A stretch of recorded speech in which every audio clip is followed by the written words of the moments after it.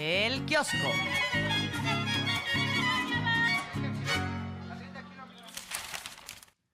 Bien, al iniciar la conferencia de este lunes en Palacio Nacional, la presidenta Claudia Sheinbaum lamentó la muerte del Papa Francisco, quien perdió la vida la mañana de este lunes, una noticia que impactó. Y la presidenta recordó al Papa Francisco. Él llega al Vaticano, a la Ciudad del Vaticano, como Papa en 2013 y en 2016 visita nuestro país. Estuvo en varias ciudades, estuvo en la Ciudad de México, estuvo en Michoacán, estuvo en Chiapas, estuvo en Chihuahua. Un mensaje muy, muy importante el que dio en Ciudad Juárez, me acuerdo, en 2013. Ahorita lo vamos a mencionar. La presidenta Claudia Sheinbaum lamentó la muerte del Papa Francisco y fue el primer tema de su conferencia. Lo hizo de esta forma. Nuestro pesar por el fallecimiento del Papa Francisco, nuestro abrazo a todos los católicos de México, pero también a los no católicos. El Papa Francisco fue un humanista, un hombre que estuvo cerca siempre del más humilde, de los pobres. Todavía el día de ayer su mensaje fue por la paz. Así que es una pérdida dolorosa, que en paz descanse. Nuestro abrazo y cariño a todo el mundo y en particular a las y los católicos de México. Para nosotros, más allá de la religión, evidentemente somos un Estado laico, pero siempre defendimos al Papa Francisco por su humanismo y su visión frente a los más humildes. Este mensaje que emitió la presidenta Claudia Sheinbaum en sus redes sociales hoy a las 5:44 de la mañana, horario Ciudad de México, donde menciona y agradece el papel que jugó el Papa Francisco ante el mundo. Dice: muere el Papa Francisco, un humanista que optó por los pobres, la paz y la igualdad, dejó un gran legado de verdadero amor al prójimo. Para los católicos y los que no lo son, es una gran pérdida. Haberlo conocido fue un gran honor y privilegio. Descanse en paz. Este es el mensaje de la presidenta Claudia Sheinbaum, que se suma a los líderes del mundo que en este momento emiten un mensaje al respecto. Es tal la magnitud de estas situaciones y el grado de vidas inocentes que va cobrando, que hemos de evitar toda tentación de caer en un nominalismo declaracionista con efecto tranquilizador en la conciencia.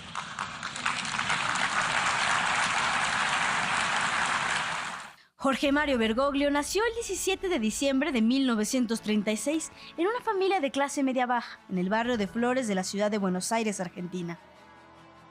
Desde sus primeros años demostró interés por dos cosas: la religión y el fútbol. Aficionado del San Lorenzo de Almagro, asistía cada domingo al nuevo gasómetro a ver los goles de su equipo. Eso sí, parada previa en la iglesia para escuchar la misa dominical. Finalmente, con el paso de los años, terminaría declinándose por la sotana antes que por los tachones. A los 22 años, ingresó en el Seminario Diocesano de Villa Devoto, que era dirigido en ese tiempo por los sacerdotes jesuitas. En 1962, fue enviado a Chile para realizar su noviciado, ordenándose como sacerdote a los 32 años el 13 de diciembre de 1969, y ejercería como tal hasta 1986, periodo en el que fue acusado de delatar a dos compañeros ante el régimen militar que dominaba su nación. Tales denuncias nunca fueron probadas. El Papa Juan Pablo II lo nombró obispo auxiliar de Buenos Aires el 20 de mayo de 1992 y en 1998 asumió como arzobispo de la ciudad. De esa manera, tras la renuncia del Papa Benedicto XVI al pontificiado en 2013, fue elegido el 13 de marzo como Papa y desde su primera aparición pública se ganó la simpatía de los feligreses. Fratelli e sorelle, vi lascio grazie tante dell'accoglienza. Pregate per me. Desde esa fecha condujo la Casa de San Pedro, moviéndose entre el apoyo a las causas olvidadas por la Iglesia y la polémica. Alguna de sus decisiones aplaudidas fue pedir una investigación sobre los abusos sexuales ocurridos dentro de la Iglesia. pedir el fin de los conflictos armados en el mundo y disculparse por las violaciones a los derechos humanos. También enfrentó críticas por su manejo de la crisis de abuso sexual que ha plagado a la Iglesia Católica, mientras que otros han criticado su lejanía y falta de apoyo con la comunidad LGBTIQ+, así como por terminar con el celibato y otras costumbres de la Iglesia. El ser homosexual no es un delito. No es un delito. Sí, pero es pecado. Bueno, primero, distingamos pecado por delito. Pero también es pecado la falta de caridad con el prójimo. En 2016, el Papa Francisco visitó México, donde estuvo 6 días en los que visitó la capital del país, así como los estados de Chiapas, Michoacán, Estado de México y Chihuahua. No se necesitan príncipes, sino una comunidad de testigos del Señor. Toca a ustedes sembrar a Cristo sobre el territorio, tener encendida su luz humilde que clarifica sin ofuscar, asegurar que en sus aguas se colme la sed de su gente, extender las velas para que sea el soplo del Espíritu quien las despliegue y no encalle en la barca de la Iglesia en México. Ese fue Jorge Mario Bergoglio, Canal 14.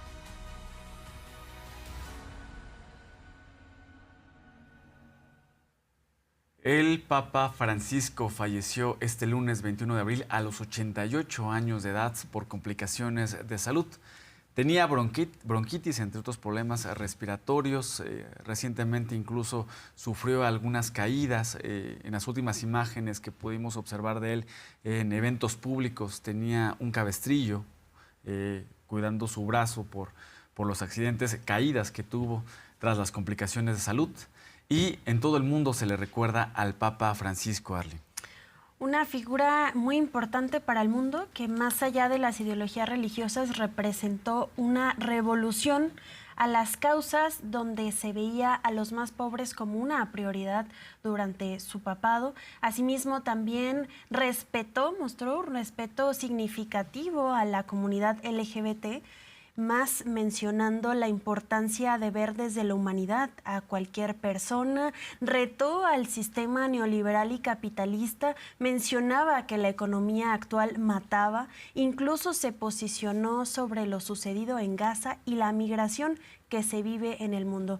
Un papa que vino a revolucionar conciencias para el mundo entero. Y el día de hoy la presidenta Claudia Sheinbaum habla al respecto de cómo fue su reunión en 2024 previo a las elecciones presidenciales que vivimos en nuestro país y cuáles fueron las palabras que intercambiaron. Vamos a escucharla. Fui invitada por los hermanos Suleimán. Ellos tenían una cercanía muy grande con el Papa Francisco, derivado de ellos mismos, pero particularmente de la relación que tuvo su padre con el Papa Francisco desde que era obispo en Argentina. Se conocían desde antes y de ahí pues estaba esta relación de amistad. Entonces tuve el privilegio de que me recibiera junto con ellos y una persona muy cercana al Papa Francisco, argentino, en su departamento, ubicado ahí en el Vaticano. Un departamento muy modesto, muy sencillo, que muestra pues lo que él siempre promulgó, que fue la austeridad en todos sentidos y particularmente en la Iglesia Católica.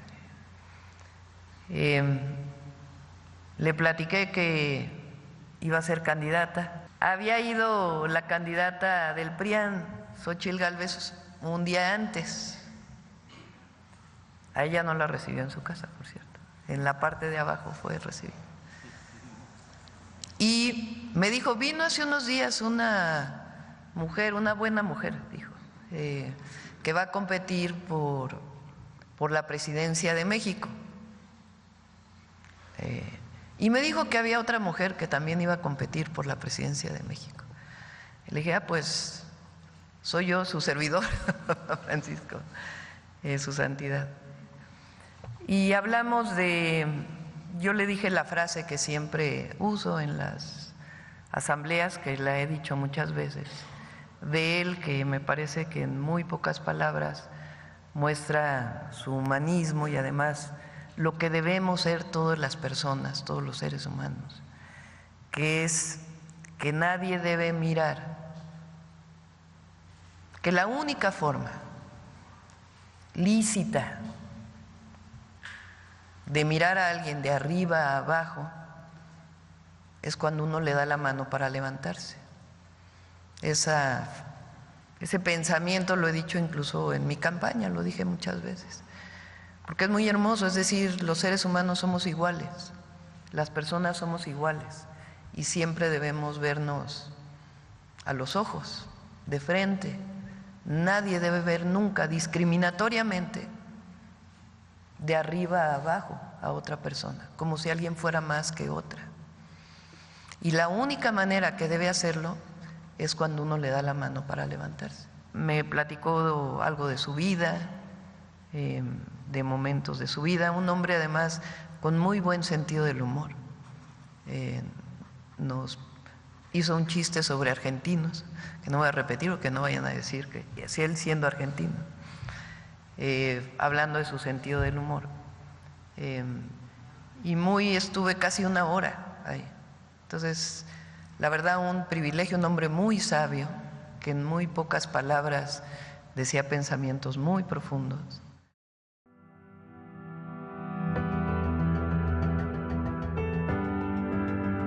Murió en la madrugada de este día en la Ciudad del Vaticano a los 88 años de edad el Papa Francisco I.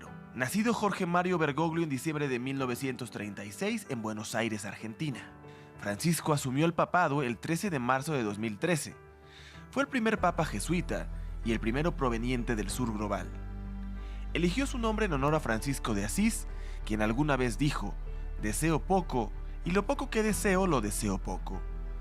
Más que un hombre, fue una declaración política.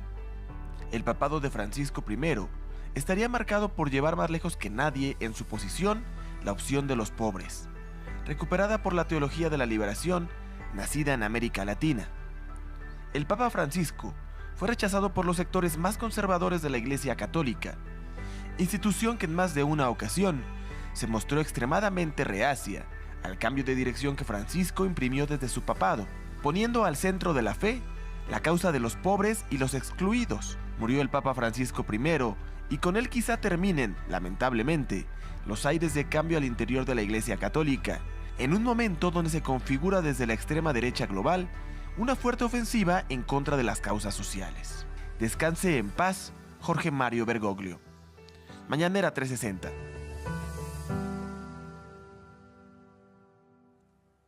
Sin duda, el legado del Papa Francisco es imborrable.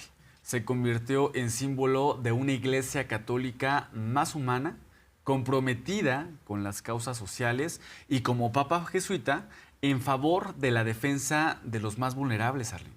Y de sus últimas acciones también de forma revolucionaria fue dejar a una mujer al cargo del Vaticano, debido a que durante su estancia en el hospital dejó a la monja presidenta de Gobernación del Vaticano, Rafaela Petrini, una mujer que por primera vez toma la función de estar a cargo de uno de los espacios más importantes del mundo, como lo es el Vaticano, y dijo: las iglesias sin mujeres pierde fecundidad. También agradeció a sus cuidadoras y menciona la importancia de las mujeres en los cuidados. Pues sin duda alguna, una figura a la cual vamos a recordar y que su legado seguirá existiendo en nuestros corazones y nuestras mentes, incluso para las nuevas generaciones. Asimismo, también entre las acciones revolucionarias fue su presentación pública el día de ayer, en Domingo de Resurrección, donde utilizó el espacio para hablar de dos temas principales. Por un lado, la migración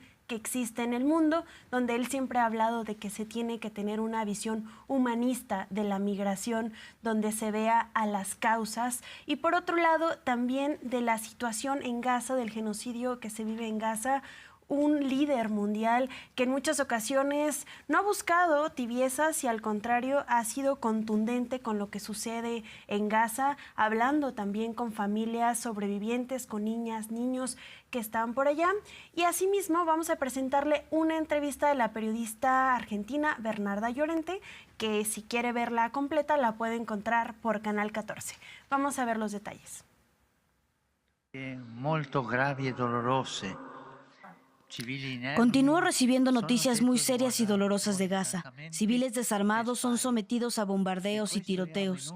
Y esto ocurrió incluso dentro del complejo parroquial de la Sagrada Familia, donde no hay terroristas, sino familias, niños, enfermos, personas discapacitadas y monjas.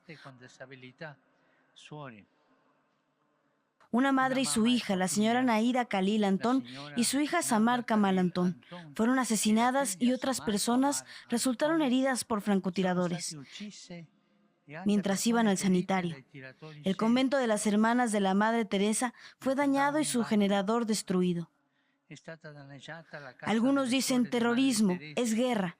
Sí, es guerra, es terrorismo.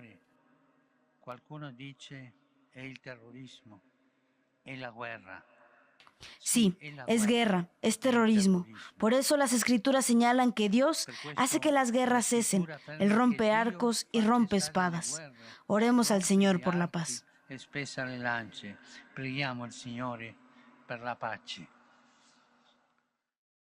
Me preocupa que los innumerables llamados a la paz de las organizaciones internacionales entran por un oído y salgan por otro. Hay también una hipocresía de base. Hablamos de la paz, pero armamos la guerra. No sé si esto lo dije alguna vez, pero uno de los réditos mayores de las inversiones en Europa son las fábricas de armas. Entonces armamos en conferencias de paz, encuentros de paz, y seguimos fabricando armas para matar.